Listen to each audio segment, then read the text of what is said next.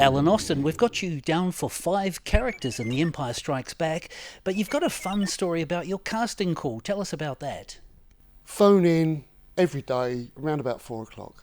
A couple of weeks passed and I was hearing nothing. I was getting quite despondent actually. I thought, what's this all about? They're not offering me anything. So phoned in one afternoon and how tall are you? I said, I'm 5'11". Can you be 5'10"?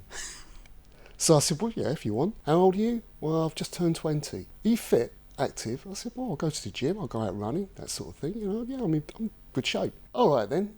6 o'clock tomorrow morning, Elstree, film called The Empire Strikes Back. Okay, and that was it. They put the phone down. But they'd given us a book with all the addresses and locations of all the London studios. So I had it in my little book. I said to my dad, I've actually got a booking. He said, well, what's it called? I said, The Empire Strikes Back. Oh, that'll be a war film. That'll be Empire Strikes, probably after Dunkirk or something like that.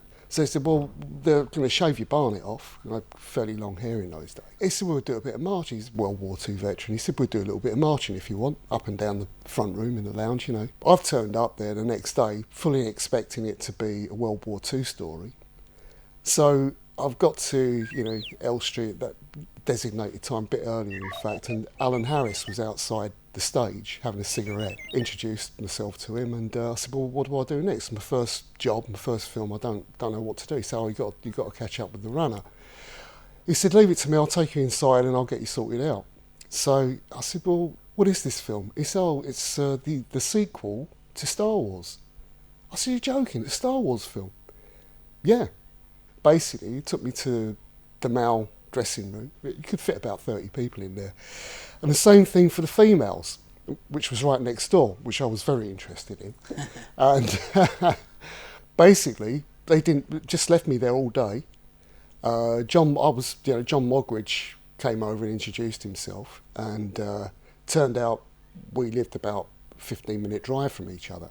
So we're chatting away. Then they said, can you come back tomorrow? Yeah, we'll come back tomorrow. So the first week was basically sitting in the dressing room, drinking tea, reading newspapers, getting to know each other, all of us. The week passed, weekend came about, come back on Monday. Right. For that first week, were you actually in costume? No. Wasn't even dressed in, didn't know what we were doing, nothing, kept in the dark, but we were being paid £18 per day. Wow.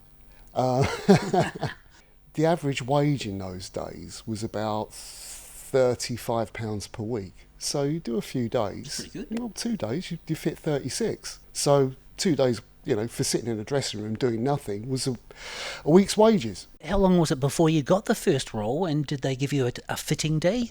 Well, it's the following week. Yeah. So they took us down to wardrobe and dressed most of us as Hoth rebels. Men and women. They put us into the Hoth tunnels. We had the Millennium Falcon on set, and that carried on for about 2 weeks, but it gave me the opportunity to break the ice with Harrison Ford. He'd already done the cameo in Apocalypse Now. He starred in Force 10 from Navarone. Had you seen Star Wars before you got that role? I hadn't. Wow. No. Did you catch up on VHS or anything? Nope.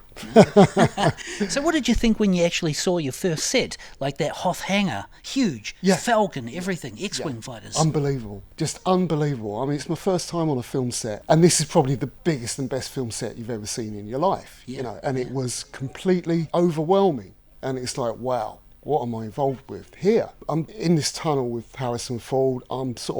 My job on action was to just run past Harrison. And, so in breaks, Harrison's pacing up and down. And it was baking hot. You've got these big arc lights. I can arrange that. We're dressed in Arctic gear. And it was hot and sweaty. So, being a cheeky South Londoner, I just said to Harrison, is it warm enough for you, Harrison? And he said, kid, I'm sweating my balls off. So that was our introduction to each other. So from then on, we'd always nod at each other, make eye contact, how you doing, kid, blah, blah, blah. And it progressed from there. How long did you stay on set for? Was it about 2 weeks by the time you had that first week sitting down? I reckon it was around about 2 or 3 weeks. And if that had have been your final part in that film, what would have you thought of that? Was that enough? Was that big enough?